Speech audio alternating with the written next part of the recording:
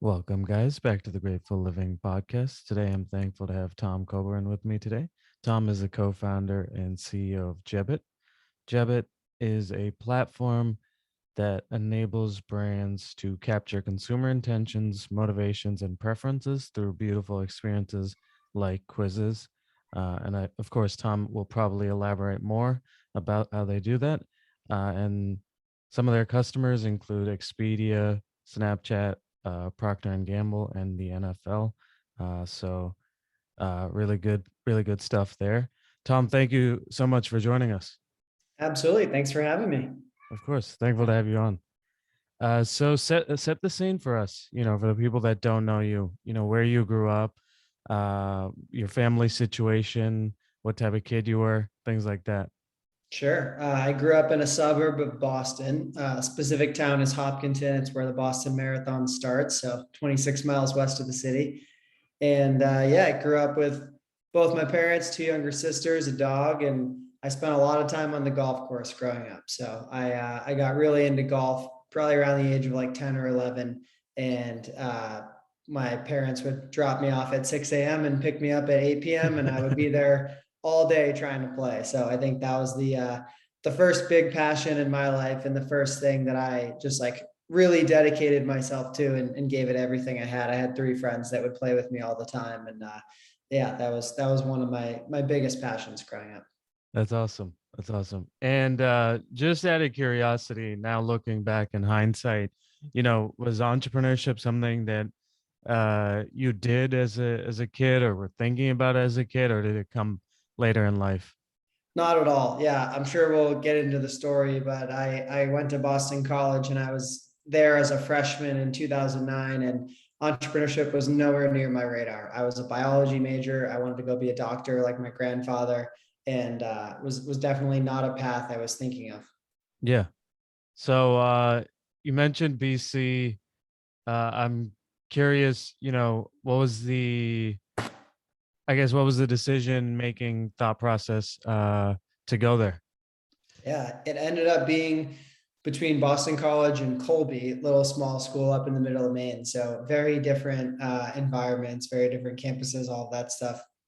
Uh, Ultimately, I think there were two reasons that swung me to BC. One was, with my desire to go be a doctor, I figured it'd be good to be right there in the heart of Boston, and plenty of hospitals you can go get internships at, labs you can go work at, all of that stuff. And then the other reason was I knew if I was sitting up in my dorm room in Maine watching a BC football game on Saturday, knowing that I could be there, I'd be very upset. So I grew up being a BC football fan my whole life. Saw the Matt Ryan days when I was in high school, and once I had that opportunity to go be there, I wasn't passing that up, and I was front row with my chest painted for every BC football game. So that was me. Yeah, no, that's awesome. Chestnut Hill is a great atmosphere for some good D1 football. So you said you said pre-med in theology, is that what you said? Yeah, I Yeah. started as a biology major, and then I think it was sophomore year I added a theology double major in too, which was also not on my radar at all. I, grew up going to church every Sunday. My parents raised me Catholic, but I didn't choose BC for that. Like that wasn't one of my factors in going there. And then I ended up having an awesome, at Boston College, you do have to take a couple of theology classes to graduate. So I figured I would just get them out of the way early, and tried to knock them out. I think second semester freshman year and first semester sophomore year, and I just had an awesome professor that got me kind of really hooked on it. And I ended up taking a bunch of Christianity courses, but then a lot of like Buddhism courses and studying Eastern philosophies and things like that, and ended up just really enjoying what I was learning there, and kept taking more courses. And it wasn't one of those things where I thought, oh, let me go add a double major here. It was just one of those things where I realized, oh, I've now taken like 60% of the requirements to get a major just Yeah, out of my interests. I may as well, take a few more of these and get the major. major. Yeah. No, that's awesome. And so I read I don't know, your sophomore year you got accepted to Tufts Medical School? Yeah, Tufts has a really cool program that they run with. I don't know if they still run it, but when I was in school, they ran it with BC and I think a couple other schools in Boston. I want to say maybe like Tufts undergrad and maybe BU in Northeastern or something. But between the schools they partnered with, they took a total of 20 students after your sophomore year. And the whole logic behind it was they wanted to have students entering their med school class that were more well-rounded and had time to explore other interests. If you have any friends that were pre-med, you probably know they're in the lab all the time, in class all the time, studying for the MCAT a bunch. Like you have to do so much to get into medical school. And so their thinking was, hey, if we tell these 20 students after sophomore year they're in, based on, whatever they'd accomplished by that point, then we didn't have to take the MCAT. We didn't have to worry about, getting perfect grades for junior and senior year. We didn't have to worry about like working in a lab as an internship senior year, junior year, things like that. So it just gave you a ton of freedom. Now, ironically, they weren't thinking someone would go develop a passion for entrepreneurship and end up dropping out of school to start a company and not going to medical school.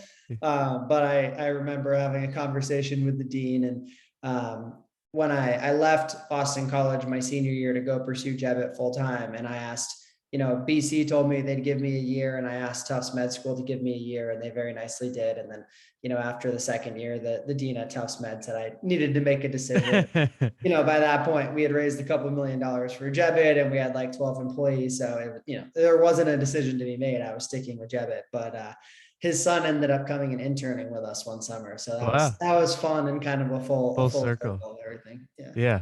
So you mentioned it a little bit, but how does a pre-med theology person end up getting into business? Yeah, so me and my friends went to the student activities fair start of freshman year, September freshman year. And, you're walking through all these booths of all the clubs you can do and all the sports teams you can join and all this stuff. And we walked by this sign that said Boston College Venture Competition, pitch your business idea and win $10,000. And we probably wrote our names down for like 30 different clubs that day. It wasn't like, but we were looking for something we could all do together. I was studying bio. My two friends were studying business. I liked playing golf. One of them liked playing tennis. One of them liked playing video games a lot. Like we had all these different interests, and we were trying to find that one club we could all do. And when we were reviewing it all that night, we just decided, like, let's do the business plan competition. It seems really fun. And I think it works this way at most schools, but, there were meetings all throughout the year to kind of like help you understand what it means to be an entrepreneur, how to come up with a good business plan, how to give a good pitch, et cetera. And it all culminated in the spring where you would pitch your idea, or you'd submit a business plan, and the top 5 teams would get to pitch their idea to a panel of judges, kind of like Shark Tank. And the top team would get $10,000. And so that's what we decided we were going to do together. We kind of arbitrarily made the goal of we want to win this competition before we graduate. So we knew we had 4 shots at it. And that was the spark that kind of got me off to even thinking about business ideas in general and trying to come up with a concept. And I should clarify, at the time, I was not actually thinking we were going to do the business. This was just for fun with my friends to come up with the idea and win the competition. And the school says you can do whatever you want with the prize money. So we were just going to pocket the money, and I would be 1% less in debt for medical school. It's the way I was thinking about it. There weren't any plans to actually build a company with the prize money. Yeah. 2 questions from that. I'm curious. So you talked about, your friends meeting consistently to talk about business ideas. How did you, college students aren't always disciplined. How did you approach that? And then 2, there's the trust factor, right? I think everybody's afraid of giving away their, best idea and not getting, if it's not on paper that we're all owners to, I mean, were you guys just that naive? Like you were just naive. You just were, what was the thinking there? Yeah. So on the first thing, I advise a lot of college entrepreneurs now. And so I totally know what you're saying, 9 out of 10, if not 99 out of 100, never actually end up building the business. There's a lot of people that are in college and they think, oh, it'd be cool to start something. I've watched Shark Tank, or, whatever it might be. I've made a lot of mistakes with Jebbit. There's a lot of things we did wrong, but I don't know. One of the things that was just innate to our team and how we were thinking about it was, okay, if we made the goal to win this thing by senior year, that's probably going to be really hard. We have to do stuff week in and week out to build the business, like to come up with an idea and figure out what it's going to be. And so we just had a process. We reserved there were conference rooms in O'Neill Library, if anyone knows BC, where you could reserve a room, and we would reserve a room every Tuesday and every Thursday from 2 to 4 p.m. And those 4 hours every week were the time we came together and we would build the business. And we just kind of had this like innate understanding of like, you just don't miss that time. It doesn't matter if it's midterm week. It doesn't matter if you went out too late last night and you're hungover, like whatever it was just be there at that time and be a part of the team. And more importantly, make sure you were thinking, coming up with ideas all throughout the week. So you don't just show up there as the one person with no ideas, and we were really dedicated. We didn't take weeks off. We would even do calls over Christmas break and things like that when we were home to make sure we were moving things along. And, I think it's the biggest mistake I see a lot of college entrepreneurs make is they just don't have that dedication day in and day out to keep building things. I mean, in the early days, it was at least making sure that 2 times a week we were doing stuff. And then as things actually started to grow, it was like, no, every day, what are you doing to move things along? And I'm sure part of that was kind of driven into me from my golf experience growing up, where I went to a town that had a very competitive golf team. We have multiple people from our town that are on the PGA Tour now. So I knew if I was going to make that team, I had to really, really practice and work hard.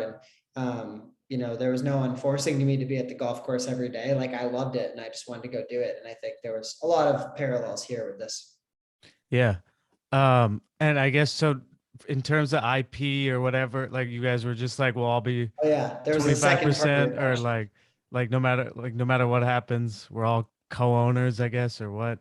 Okay, sorry. So you also asked a question before I didn't answer, which is Yeah. what we thought about like giving out the ideas and sharing ideas and stuff like that. And then was your other question, how did we split the equity? Yeah, yeah. I mean, like, because I feel like that's why, I mean, in general in life, people just don't like to share ideas. And like, that's Yeah. why I find this so fascinating because everybody's like, they like to hide things or no, or, work in stealth or whatever it is, and and here you have like, I don't know how many roommates you have, but like a group of people just being like, let's just come up with, the best ideas we might have so Yeah. freely. It I mean, it sounds So awesome. So I never had any concern about sharing the idea with my co-founders. That part was very easy. That was just, I don't know, that was just obvious to me.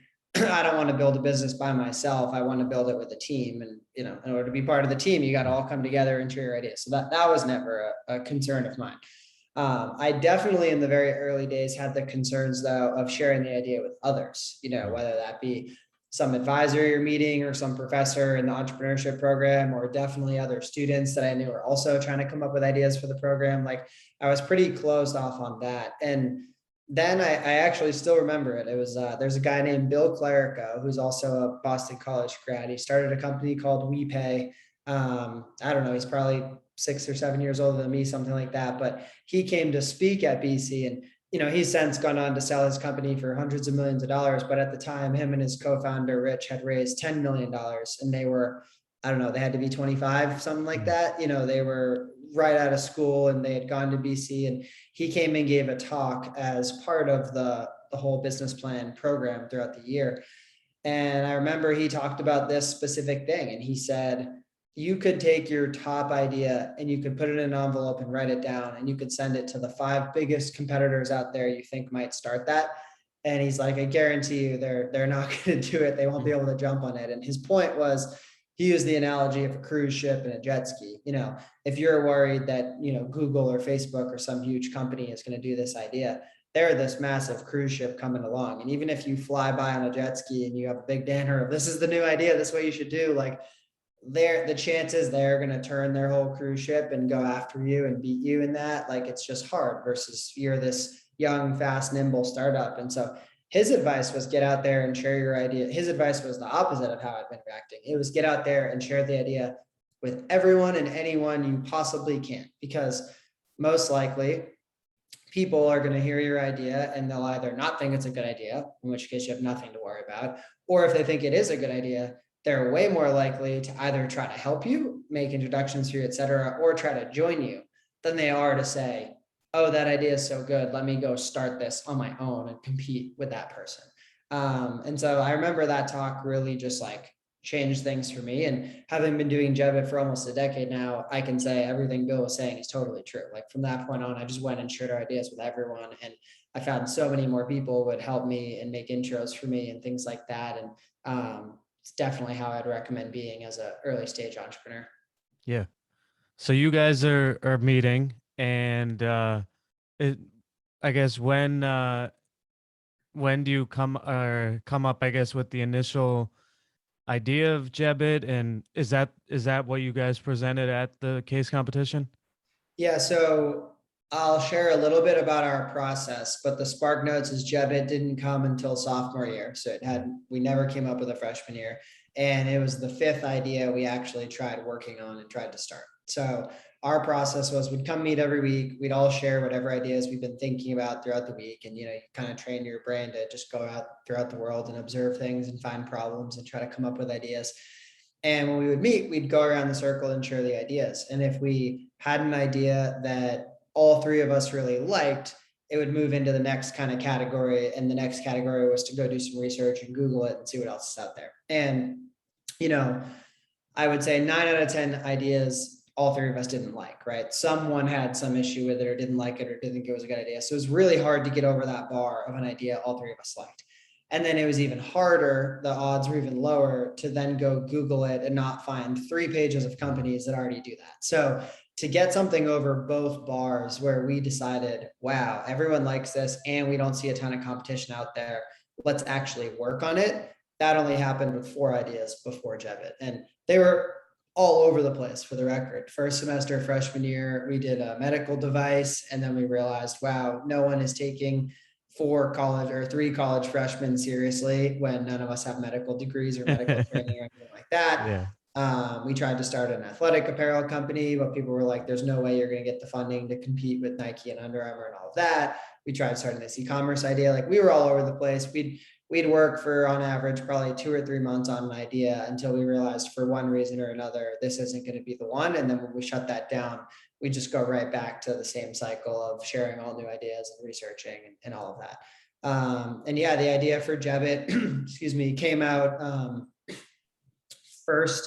late first semester, sophomore year, like late October of sophomore year. I was in an airport going on a golf trip and ended up coming up with the idea, but the guys actually really didn't like it at first. I remember I came back and I pitched them the idea and they thought it was a bad idea. And to me, I just kind of threw the idea in the mental trash can, right? It was like we'd come up with so many ideas before that were bad. I wasn't fazed by it at all. But a few months later, it had just really still resonated with me. And I couldn't get it out of my head. And that's kind of how I knew it was different than the other ones. And when March or April came around, whenever it was that we had to submit a business plan, we had kind of just decided before we were going to shut down the e-commerce idea we were working on. And so we had nothing going into the business plan competition. And the other guys on the team were kind of like, well, it's fine. Maybe let's just not submit something this year. Maybe we'll just submit next year. And we had submitted something freshman year and not made it past the first round. And to me, it was like, if our goal is to win this by a senior year, we have to show progress each year. So the idea of not even submitting sophomore year, like even if we submitted and got denied in the first round again, then we at least made it as far as we made it freshman year. Yeah. And so Jebbit was the least bad idea we had, I guess, at the time. So we submitted it for the competition that year, and one thing led to another from there. And you guys won that competition? We tied for first place that year. Cool. Yeah. So instead of $10,000, we got $7,500 because they split first and second place. But yeah, I remember standing up on stage with this big check, just being like, oh, wow, we hit the goal 2 years sooner than we thought we would. And it was a wild ride from, 6 weeks earlier, we're sitting there thinking we don't even have a good idea to submit this year. like, let's just chalk it up and, get ready again for junior year to, oh my God, we just won this thing, 2 years earlier than planned. Yeah, and I know the business model has changed a couple times. At that time, what was Jebbit? So at that time when we won the competition, Yeah. there was no business or product yet. We were literally Mhm. just 10 PowerPoint slides. But the idea that won the competition, which is very different from what we actually do today, but has, a very loose alignment to it, was we were going to pay people cash to answer questions every time they watch a pre-roll video ad all throughout the web. Mm. So, if you're ever on Hulu or YouTube and there's an ad before the show, we weren't trying to ask survey questions like you might see on YouTube today. Yeah. We were going to ask you like memory recall questions. So if you Mm. watched a car commercial, we were going to ask you to like write in how many miles per gallon are in that car. So you proved you actually paid attention to the ad and learned something. Cause the biggest problem in online advertising is wasted ad spend and, buying all these ads that no one ever sees or views or clicks on or anything like that. So Yeah. that was the idea we pitched to win the competition. We never ended up even launching that idea for a whole variety of reasons, but it did lead to multiple pivots from there to end up where we are today. Okay. So you win the competition. Do you guys then decide you're gonna go for it that summer? No. Okay. Yeah. So, well, that's ended up how it happened, but it wasn't from winning the competition. So Okay. we won the competition. Two of the judges came up to us, a guy named Dan Nova and a guy named Peter Bell, who were both Boston College alumni and both investors at the time at Highland Capital in downtown Boston. And Peter told us about this summer program that Highland runs where they take five student teams in from all around the country. And like at most there'd be one team from BC that gets to go, but he really wanted a BC team to be there and he liked our idea. So we should submit an application. And we submitted an application and ended up getting into that program. And as part of the program, we got $15,000 office space for the summer and mentorship from them and their different like portfolio company CEOs all throughout the summer. And I was going to go work at Newton Wellesley Hospital that summer. My co-founders were going to go work like at EMC and at an investment bank as, Yep. their internships. And once we got into that program, I think we all kind of looked at each other and said, wow, this feels like a once in a lifetime opportunity. Let's do it. So we decided to quit our jobs for the summer and do that program. So there we were with basically $22,000 in the bank. We brought on a freshman engineer because none of the three of us could code. And we realized, okay, this is getting real and we're going to need someone who knows how to code. And we set out for that summer. And by the end of that summer, one of my co-founders had quit. The other two were thinking about quitting, but I was fired up to go build the business at that point. So that's the summer that changed things for me from this is just a fun thing I'm doing with my friends and I'm definitely still going to medical school to, wow, I'd actually like to try to make this happen and maybe put med school on hold if we can actually get enough traction to make this a real business. I'm curious, how did your parents react to you wanting to be at Highland Capital instead of working at Newton Wellesley? I don't remember there being any issues with that Okay. summer. All right. No, There that's were good. definitely some concerns when a year and a half later, I told them I was leaving BC, Mm. was going to do the company full time and medical school might not happen anymore. I think that was more the moment where I remember having to take them out to dinner and talk them through it and all Yeah. that. But I think the summer, it was like, yeah, whatever. It's summer Yeah. after sophomore year, like go do something interesting and fun. I think they're pretty supportive of that. Okay, cool. So you have the summer at Highland Capital.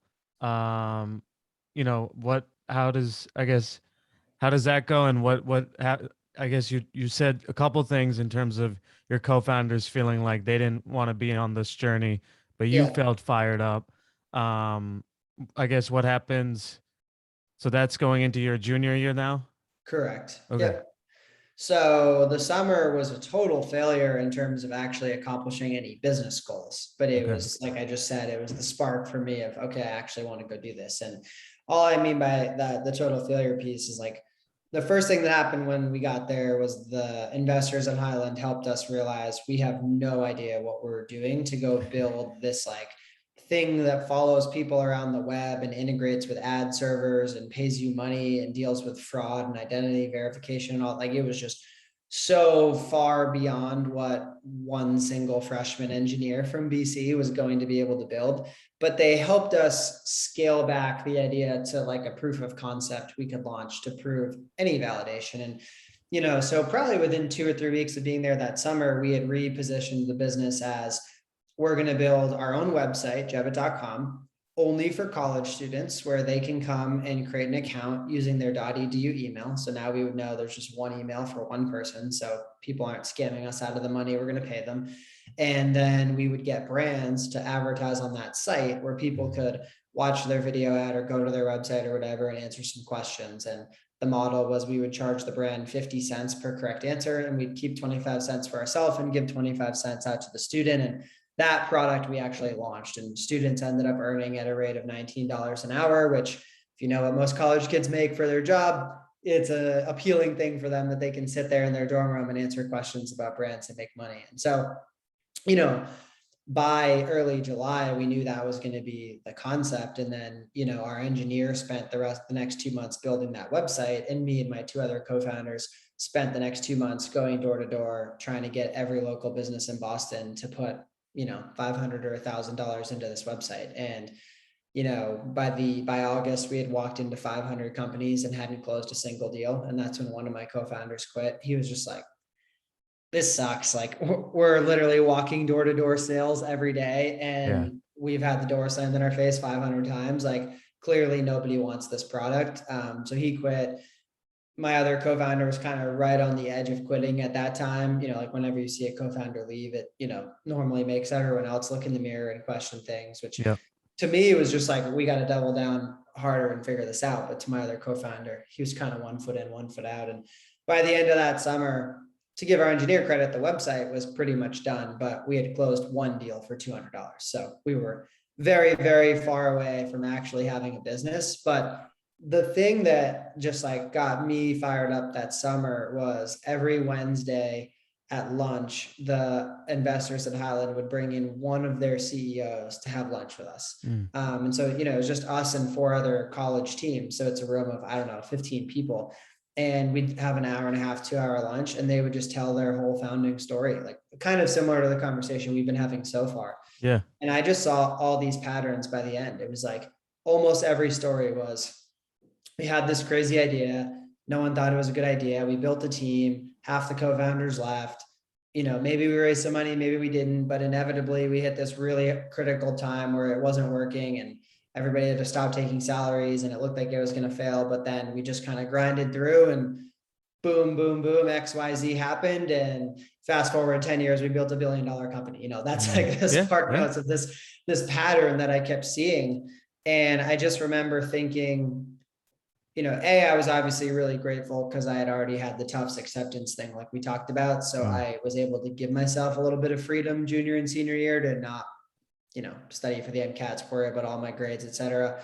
But I more just remember thinking, like, when else are we going to have an opportunity like this? Like, we have these mentors at Highland. We have $22,000 given to us. Like, we're a bunch of college sophomores. Like, who are we to quit now because we've had like a couple bad months in the summer? If you really want to do this, like, I think my co-founder leaving, like, I think he just realized he didn't really want to do this. He didn't really want to go work all these crazy hours when we're in college and there's so much fun stuff to do and things like that. So, I still lived with him for the rest of college. He's still one of my good friends. I was just in his wedding, all those things. But, it's not for everyone to want to go through the like ridiculous grind of building a company. But yeah, I just got hooked that summer. So that's why I remember sitting down with Peter Bell that August, one of the mentors from Highland. And I remember telling him I wanted to go raise $250,000 in funding, and I was thinking of leaving school. And he very nicely asked me a few questions about the state of the business, which revealed we'd closed one customer for $200. And he very politely told me, there's no way in hell anyone's going to give us money right now. And, but he helped me work through my biggest challenge, which was, if I'm pouring 100 hours a week in now and not getting anything out of it, how the hell am I going to go back to school where I have to go to class and at least put time into that? And still want to have time to see my friends and all that. Like, how am I going to balance doing all that with trying to get this business running? And he was the one that gave me the idea of going back and building a team of other students on campus. And he was like, there's a bunch of other kids interested in entrepreneurship. They might not have an idea yet. They might not have the 22,000 you have yet, or won the competitions you guys have won, or gotten the mentors you guys have won, or earned. So go recruit a team. And so I went and recruited a team of 15 students that eventually grew to over 50 students. And that's how we built the business for a year and a half while we were still in school. Gotcha. So you're a junior and into your senior year, you're still going to school full time and then running this on the side. Correct. Yeah. I Okay. remember I'd be sitting in like microbiology class trying to take notes, but like answering questions to marketers at the same time. It was a crazy time, but yes, that's what I did for 3 semesters. Yeah. And I guess what made you then decide to go all in? You know, I think you said your senior year you decided to Yeah. leave. Yeah, I loved my time at BC. It was awesome. I think first semester of senior year was my worst semester for like my own mental health. Like, I Mm, was trying to still see my friends and have a social life. I was trying to still go to class and like not fail everything. And then I was mm, trying to get the business going at the same time. And I was just feeling stretched between all three. And so it was pretty clear to me at that point that the business had become my passion way more than, studying science or going to med school at the time, which were still things I loved. It wasn't like I hated that. But I just got this vision in my head of, well, I could just have an off-campus apartment, still see all my friends, and do Jebbit. It's just the school part that's taking up so much time right now. And so that's when I did go out and raise $250,000. We were, the business was further along than we actually had, a real business, granted a small business, but a real business. And once I raised that money, which I think closed in like November, I then started having the conversations with my different co-founders and some of the students that have been part of that initial 15-person team. And some of the early co-founders weren't willing to drop out. So that was when they kind of left the company. But me and 2 of the guys that were part of that 15 that had come on agreed to drop out. And the 3 of us dropped out and, had the conversation with our parents and all of that. But, we used the money we raised to get ourselves an off-campus apartment. And to me, it was absolutely the right decision. Like, I was able to then see all my friends for what was second semester of their senior year, my senior year, however you want to talk about it. yeah. And also go all in on the business at the same time. Yeah.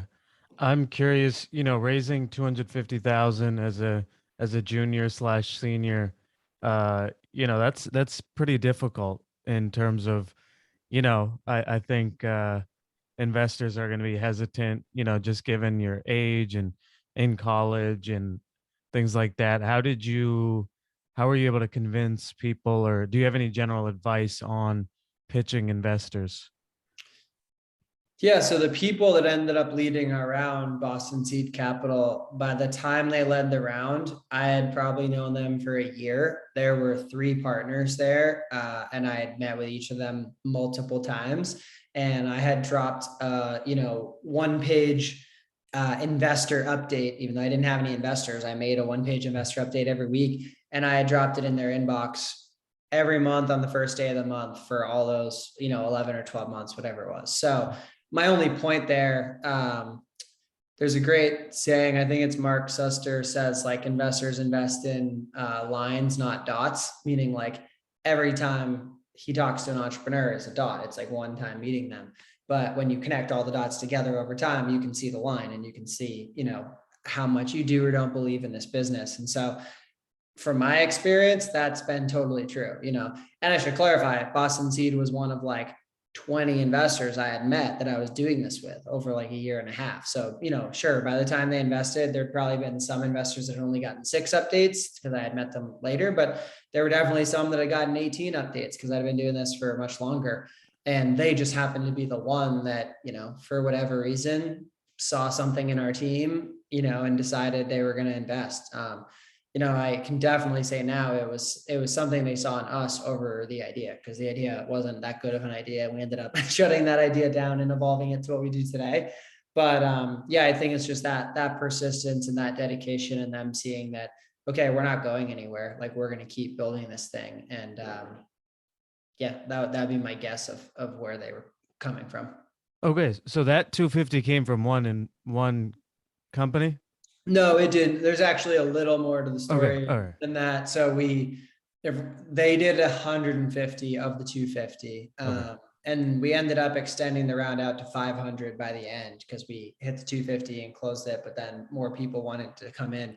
But the actual thing that I think kickstarted Boston Seed to give us the money was I noticed that there was a marketing conference in Boston, and there was going to be a Shark Tank style competition where they had 5 marketing executives on a panel, and they were going to have 5 teams pitch. And they had promised that the investors were going to give out at least $100,000, maybe more. It was up to them. Okay. They must have each agreed they were going to invest 20,000 or something like that ahead of Yeah. time. And I saw that one of the judges was a guy named Dharmesh Shah, who's the founder of HubSpot, big multi-billion-dollar now public company, marketing tech company based out of Boston. And so I remember telling my co-founders, we got to get in this, we've got to pitch it. But I also remember that Dave, one of the Boston Seed partners, was one of the guys who was going to be choosing which 5 companies get to pitch. And so in my mind, that was going to go against us, right? Because he'd known me for a year at this point and hadn't given us money. And so I was just like, all right, if we just submit an application, like our chances are probably low. And then I saw that it's 4 are going to get in by application and 1 is going to get in by audience choice. So if you want to submit to the audience choice, fill out your blurb here, you can be one of the votes. And so I mean, look, we had a website of, I think, 50,000 college kids that would click on anything we wanted for 25 cents. So we made our own campaign on our own platform. We got like 10,000 kids to go in and vote for Jebbit and paid them 25 cents each or whatever. And it just, we were 100x more votes than the next highest company or whatever. Awesome. So long story short, we got the audience choice spot. We went and gave the pitch. You actually can still find it on YouTube somewhere, but we're in like full suits going in giving this pitch. Yeah. And Dharmesh, who had never met us before, liked something in the pitch, and he announced in front of everyone he was going to invest in Jebbit. And the next day I got the call from Boston Seed and they said, hey, we want to lead you around and do this. So I think I tell this to entrepreneurs trying to raise their first round all the time. I mean, the absolute hardest part is getting the first check. I'd been technically trying for a year and a half, but I'd really been trying for probably 6 months by the time this happened to raise. And Dharmesh committed that night. Boston Seed committed the next day. I remember they made a couple intros to me of people that they thought I should talk to. And I remember having 3 or 4 breakfasts. I think I had 4 breakfasts and 3 of the people came in and invested, 25, 50 and 50 after 1 breakfast. And here I am just being like, oh, I get it now. Like once you get the traction and once it's coming as an introduction from a well-respected firm like Boston Seed, fundraising becomes so much easier than it was before. And so I think the whole 250K came together in like 2 weeks after, that first commitment from Dharmesh. But, as you've learned from this, it was, 2.5 years of hard work, before that. Yeah. So you now have $500,000. You're running it full time. It's still the brand's paying the kids for the quizzes. Okay. So when does that, because obviously you guys do a totally different business model now. Yeah. When does that change? Yeah. So the spark notes from there, we leave school in the spring of 2013. We joined Techstars Boston, which is a 3-month-long accelerator program in Boston. Graduating from that in May, we raised another 1.3 million. So now we're sitting there with, $1.8 million raised. A bunch of our friends that have been working on the business were now graduating, right? They were seniors graduating BC. So we convinced a handful of them to come join us full time, and we paid them salaries with that 1.8 million.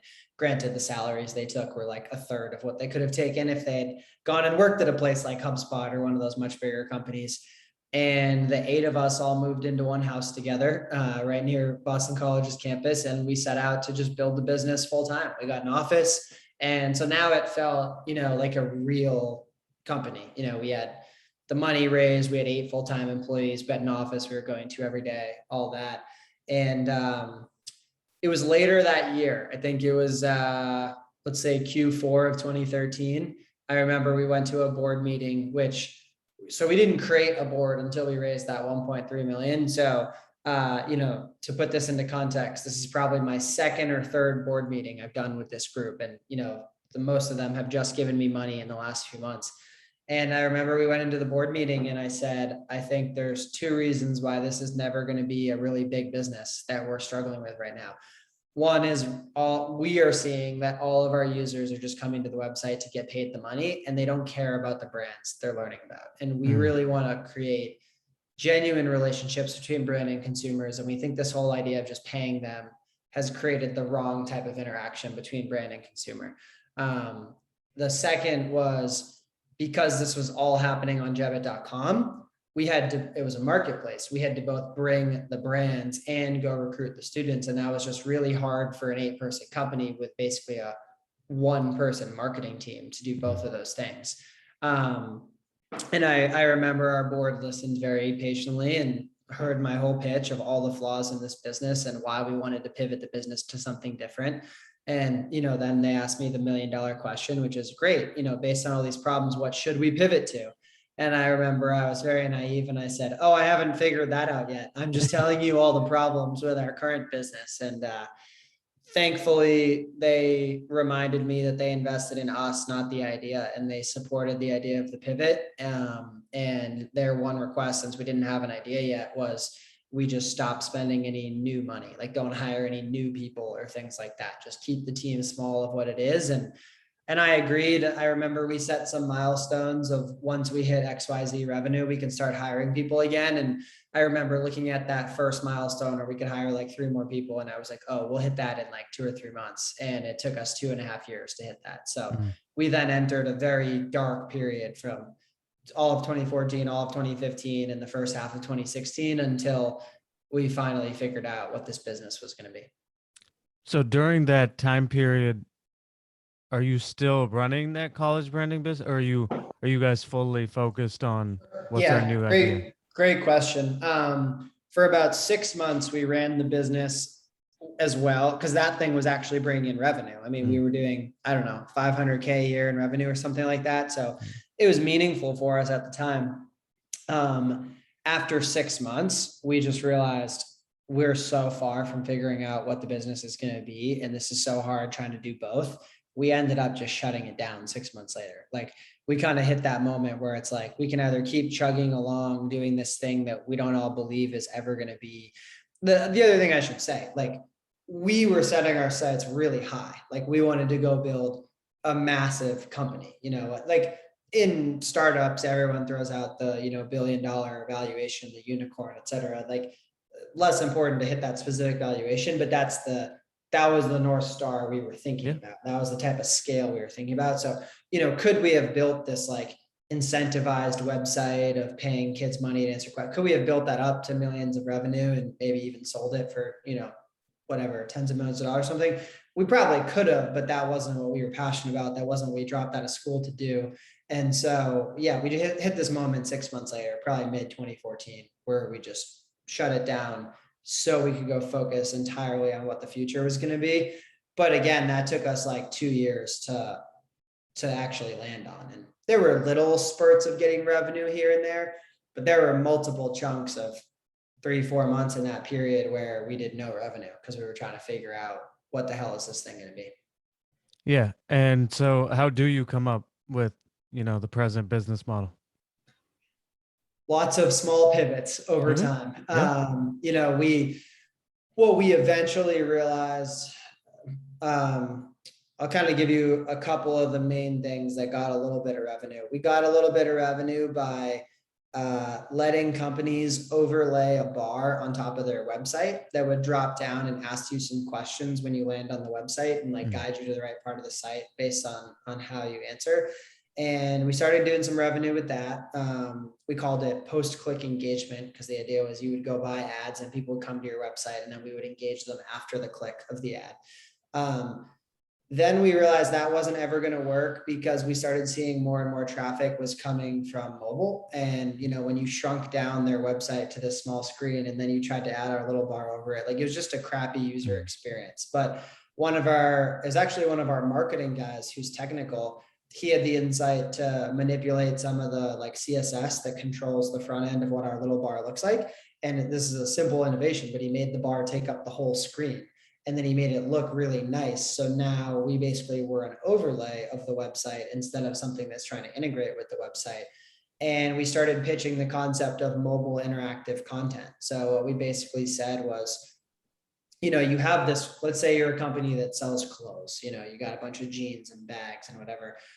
You've built this website that you built for desktop, and all you've done is make it responsive for mobile. You made it so everything can fit, but you didn't really design it to be mobile first. And so you're missing out on creating the best experience for your customers. And more we're seeing you're getting more traffic through people swiping up on Instagram or coming in through Facebook or even just doing email on their phone. And you're just seeing more and more of this mobile traffic, and you're missing a revenue opportunity if you provided them a better experience. And they'd say, interesting, show us more. And we'd show them how they could use Jebbit to make this beautiful mobile first quiz that would ask you 5 questions and recommend the right pair of jeans for you. So instead of you having to scroll and look at 50 pairs of jeans, you just boom, boom, boom, 5 questions about myself. Here's the right pair of jeans, save me time, etc. And that started getting traction. We got that up to like $1 million or $2 million in revenue, something like that.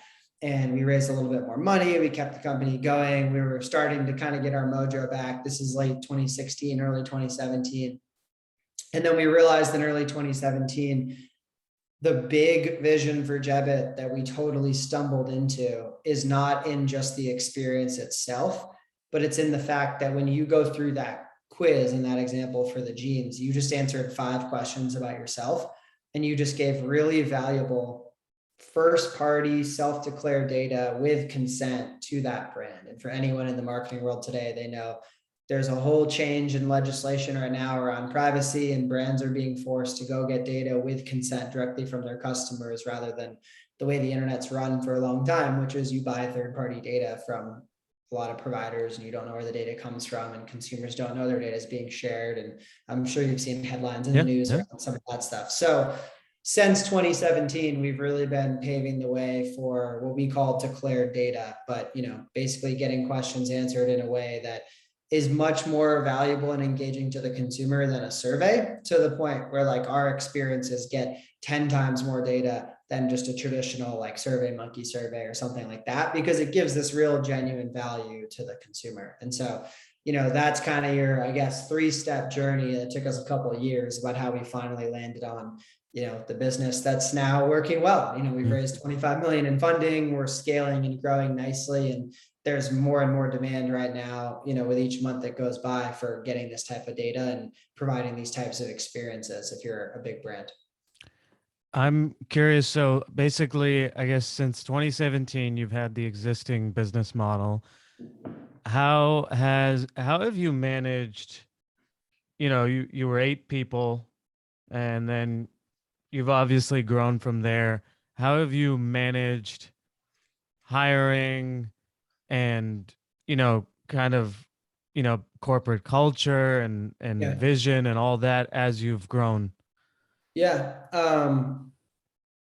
There's obviously all different types of like leaders and CEOs. You already know some of my background. So it was obvious to me from the early days, I had none of the hard skills to like build the business, meaning I wasn't an engineer. I didn't know how to code. I wasn't, I hadn't taken finance courses and knew accounting or any of that stuff. So I made the decision really early on of, I'm just going to focus on building the team and building the culture and creating the environment. And then I'm just going to go try to find people way smarter and way better than me at each of the functions that the business needs. And so I only say that to say, I try to put a ton of time into thinking about culture and things like that. And I realized something around 20, 25 people, which was, I tried to work really hard in the early days to build strong, trusting relationships with every person on our team. And I wanted them to feel like they could come to me with any problem or any issue, right? Whether that was a interpersonal problem at Jebbit, whether that was a business problem they saw, whether it was a personal problem they were having that had nothing to do with Jebbit. it was just like so obvious to me. I want to create an environment where people feel comfortable going all the way up to the top, right to the CEO, and being able to bring everything to the table. And then, of course, it's my job to receive all the problems, go through it all, and decide which ones we're actually going to solve and how we're going to handle, the different problems being arisen. But I really didn't want to create the environment where nothing is servicing up and there's all these problems that the management team isn't aware of. And then on top of that, I've always wanted to create an environment where people really feel like if they give Jebbit everything, like they're going to get a ton out of it, right? We always talk about a saying, what you put in is what you get out, which is something my 8th grade science teacher used to always tell us, And what I didn't want to create is an environment where people feel like I just come in, my boss gives me 10 things to do, and once they're done, I can sign off for the day and that's it. I really want to create an environment where people feel like I can grow and I can learn. And if I take the initiative and I give this a lot, I'm going to get a lot out of it personally, for whatever that means. It's different for different people. Some people came to Jebbit because they wanted to see how a startup works so they could go start their own company someday. Some people came to Jebbit because they wanted to be in a fast growing environment and they wanted to go try to lead a sales team one day or whatever it might be. Some people, as the company grew, came and were pretty transparent about like, I just want to work in a great place with a great environment. And I don't want to kill myself and work a crazy amount of hours, but I'll do a good job. And like work-life balance is what's most important to me. Like it's different for everyone. I'm kind of rambling, but the point I was going to make is I really tried to get to know everyone early on, learn who they are, what motivates them, build that trusting relationship with them. And around 20, 25 people, I saw that started to break down. I just physically couldn't do it between running the business and maintaining all these relationships and having a social life outside of work. It just wasn't possible. And I started seeing for the first time that I was like the CEO that new employees didn't feel was approachable and didn't feel like they could bring problems to. And I started seeing for the first time employees would make a decision or hide information to preserve their job longer, even though it wasn't the right thing for Jebbit. When you're 12 people, everyone puts Jebbit first. One of our values was team first, and like everyone puts the company first because it's so small and that that's the type of person you attract, et cetera. But as you become 30, 40 people, et cetera, it's just kind of human nature as you start to get more to that scale. So I hired a chief of staff really early on. I brought on a woman named Meredith, who I've known for a large part of my life, who I know is like very culturally aligned with me.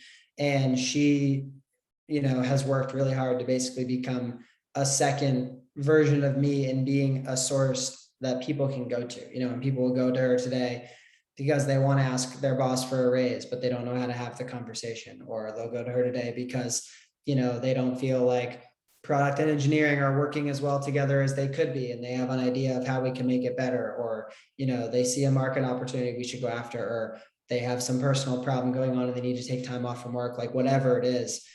She's worked really hard to become that person as well. I'm still there for anyone that, wants it, but it's just, I've grown a lot in my understanding of what it can mean now to be a brand new employee at a 60-person company and, have it be like, yeah, just go right to the CEO for that problem. I've just learned that's a big hurdle for a lot of people to get over. So I think hiring Meredith early on and having her grow with the company has been, a really, really good decision in the long run. In the early days, right? Now obviously you have a chief product officer, but in the early days when you're hiring like an engineering talent or a product person, how do you evaluate the job that they're doing? Because like for example, like the engineer that you had that was like a BC freshman. I mean, he finished it in 2 months, but he could have taken 4 or 5 months. Like, how were you I had no evaluating? idea. Yeah. I had no idea. I mean, so that guy ended up leaving the company, and a new guy came in, and the new guy looked at all of his code. And I remember the new guy, like, he didn't go on spring break. He just locked himself in a room. And in like 10 days, he rebuilt what the first guy had built in like a year. So to your point, Yeah. I had no idea. Like didn't know how to code. I was just finding people. I would evaluate them from culture fit standpoint, obviously, but in terms of their technical talent, no clue. So, and then obviously as we grew, I just relied on the engineers we had to, do that part of the interview and make that process. But I'm sure if you talk to our CTO, Matt, today, who's been with me basically since day one, he was one of the guys that was working with us when we were in college. He was one of the guys that came and took a job full-time right when we raised the money when he was graduating. I'm sure he'd tell you we made a ton of mistakes in the early days with hiring engineers we thought were going to be great that ended up not being great. Like that's just part of, I think that's part of any early stage startup, but definitely part of an early stage startup where none of the founders have ever done this before. Yeah. I am also curious, you know, I, a lot of this has to do, your success has to do with the actual convincing, right? The brands have to now accept your idea or try it out, your platform. Do you have any keys on, obviously at the beginning of the interview I mentioned, the NFL, P&G, Snapchat, Expedia. How has that selling process been, or have there been some keys to, getting that type of top tier client? One of my co-founders, Jonathan, had the brilliant idea in the early days. He went in because this is probably obvious, but I should say it. Those logos you're listing today are not the logos we were working with in 2013, 2014, Yeah. 2015. It Yeah. took us a while to get there. But Jonathan had the idea to go on LinkedIn, find a bunch of recently retired CMOs and create an advisory board of them where it was their job to go walk us in to meetings at a bunch of their CMO friends that were Mm. still working. And it was awesome because you had these CMOs at the end of their career that still wanted to do a little bit of stuff, but didn't want a job still as the full-time CMO of Nissan or whatever it was. And they would walk us into these rooms where it was just our job to showcase the technology, showcase our passion and willingness to do everything for them to make them successful. But it came in with the blessing that we'd already been vetted by this other CMO that they trusted. And that's how we landed a lot of the early Fortune 500 brands we got. And then from that point, it kind of becomes a bit of a self-fulfilling prophecy or positive feedback loop, whatever. Like, once you have the NFL on board, it's easier to talk to the NHL and the NBA and show them what the NFL is doing. And then once you have the NBA and the NHL on board, like we have today, it's much easier to go to any sports league and say, we work with the NFL, the NBA, and the NHL. You should try it too. And they're like, oh, Yeah. and you've been doing that for years. Wow, there must be something here. If they keep renewing and they keep using it, they must be getting value out of it. So, that story I just shared with the sports league started happening in every other, vertical that we were working in. Yeah. You earlier talked about having a board. I'm curious, I think you had one prior to your 1.3 million. I think you had a board, That's when we created it. or when that's when you created it. Yep. How did you convince those people to be on the board? Especially, you were somewhat early stage at that point. Yeah. That part wasn't really a challenge. I mean, the investors that gave us money got a board seat. That was pretty straightforward. They want a board seat so they can watch after their investment. And then we had the ability to add. So the board was basically just me and my co-founder, two of the investors, and then we had the ability to add an independent board seat, someone who wasn't a founder and wasn't an investor. And through the Techstars program, we had met like 50 plus mentors. So we had a ton of people we really liked. And we just kind of narrowed it down to the three we liked best and reached out to all of them, and they were all interested. So we just kind of narrowed it down to the one we ultimately brought on. But I think a lot of people like advising and working with early stage startups. I think it's a fun, mental challenge for a lot of people, especially ones that are just part of a much bigger, slower moving company. So yeah, that part wasn't a challenge. Yeah. And I'm curious, you know, how do you look at the future of Jebbit? Are you looking at, will there be other product line or service platforms in the future? How do you approach that aspect of, as you go into work every day? Yeah, absolutely. There will be. We're working on things now. We're always trying to innovate and expand what we can offer. But now we're in a really exciting place, which took us years to get to, obviously, where the core product we have is in a lot of demand, and there's a lot of people that want it every day. So most of my day right now is going into scaling challenges, right? How to optimize our sales process and train new sales reps, how to hire more great sales and marketing talent and get those people on, how to make sure that the customers we have today are getting the same level of service from our customer success team we expect. That obviously just becomes harder as you hire more people and you have to train them on everything. So that's where a lot of my time and energy goes today, but it's obviously fun and exciting because you work so hard to get to this point where there actually is something really scalable that people really want. I'm curious, what is the day in the life of Tom Coburn? Like, do you have a certain amount for finance, certain amount for marketing, certain amount for HR? Like, how do you manage your working time? I think the fun part is there's no standard day. Yeah. It always changes. I try to get up early most mornings, and I'm big into meditation now. That was one of the theology classes I took in college. So I do that most mornings. I'm probably 50-50 on if I get a workout in. I'm not as good at that as I'd like to be, but it is what it is. And Eh, then I'm on, now with COVID, I'm basically on Zoom calls for 14 hours a day or whatever it is. I can normally get a couple hours in the morning if I get up early enough of just like deep work time to do emails, and I'll, block off some time at the end of the day to do that. But most of my time is just on a bunch of Zoom calls, and it can be everything from interviews to hire new people to training for new employees to I'll still jump on sales calls and try to help, our sales reps book deals. I'll still jump on, QBRs with current customers and make sure they're getting everything they need out of us. It's just obviously like my meetings with my management team, my one-on-ones of people that report into me. If you look at my calendar, it's just a whole host of different Zoom calls, basically all throughout the day of all yeah. different areas. Yeah. Do you look at the future for you as running this for the next, however many years, 30, 40 years that you're, a working professional? Or do Yeah. you look at it like you hope to get bought out, or do you not even think about those kind of things? I mean, we're a venture-backed business, so by definition, it's most likely not the thing you're going to go run for 40 years or something like that. With a venture-backed business, you're either trying to IPO or you're going to sell the company someday. In our specific world of marketing technology, the latter is way more likely. It's way more likely eventually you'd sell the company just because there's so many large companies in the marketing tech world. It's a very crowded space. So there's a lot of M&A that happens in our industry.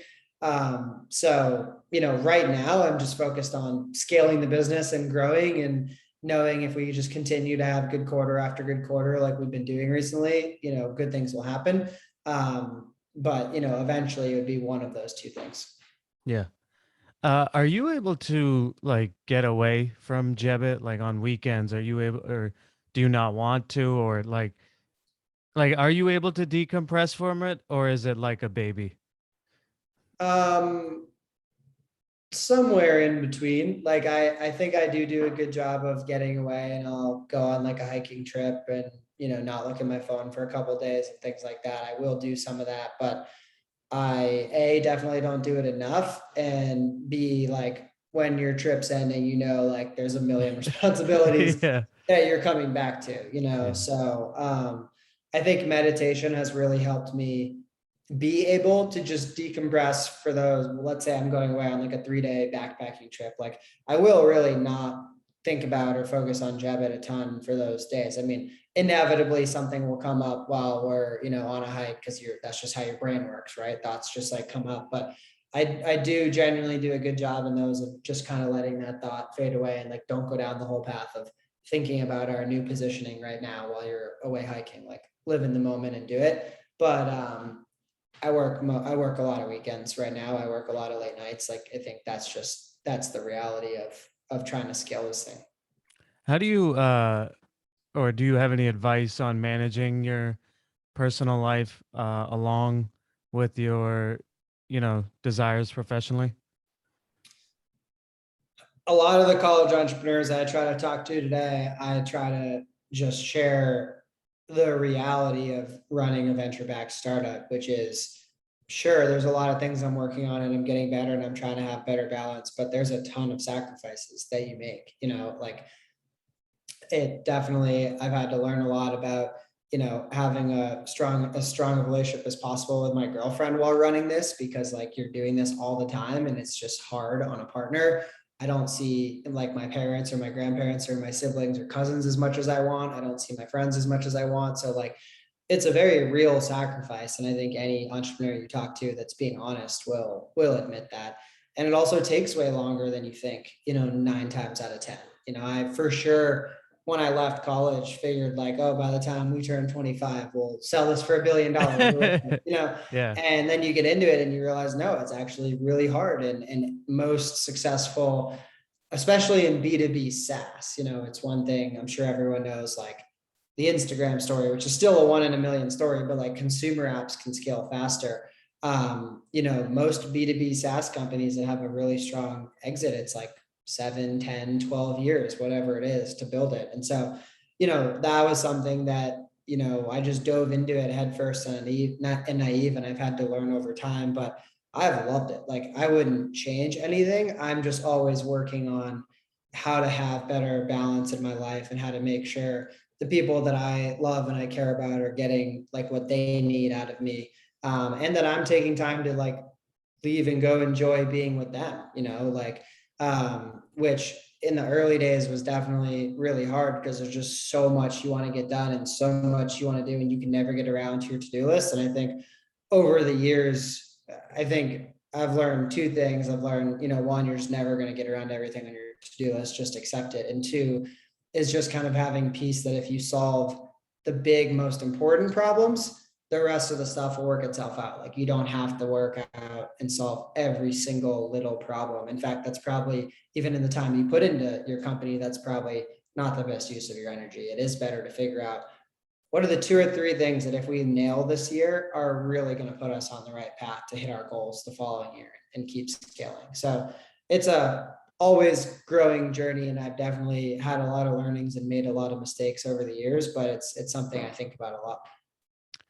I'm also curious about your, if you have any advice on adversity. Obviously now you guys are doing well, but there were times where, early on, two co-founders leave after a summer and you're a young kid. There's Yeah. times where you completely stopped, I think whatever, 2014, you stopped your existing business model to Yeah. come up with a new idea. Like, what makes you not go and quit and just go somewhere else, but actually dig up your heels and, you know, stay with the process?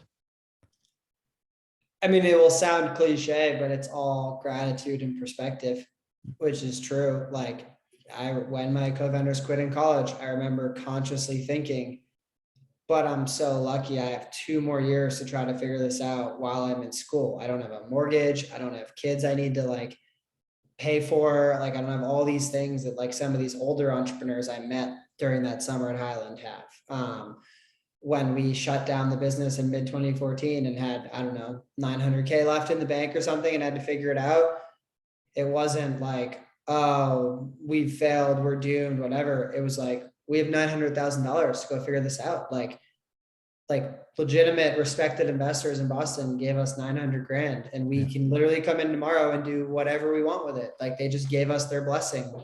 We trust you guys, go pivot the business and figure it out. And so it's so easy to get caught in the problems and caught in the negativity, but I've always just tried to like have a bigger perspective and be grateful for what we have accomplished, what we do have. And something I was totally just, I guess, ignorant of before, but has become more aware to me in the last few years as I've talked to more, Black entrepreneurs, women entrepreneurs, things like that, is also just like how easy I probably had it getting things going, right? Like I'm a white male that grew up in America. I went to BC and I just like came up with this idea and I had investors right there offering me this summer program and this opportunity. And like, obviously, don't get me wrong, you just heard the whole story. We worked really hard and we Yeah. grinded a lot and there's Yeah. been a lot of late nights, but even just getting that opportunity out of the gate, when I was going through it, I was never thinking those things. But now that I've seen how hard it is for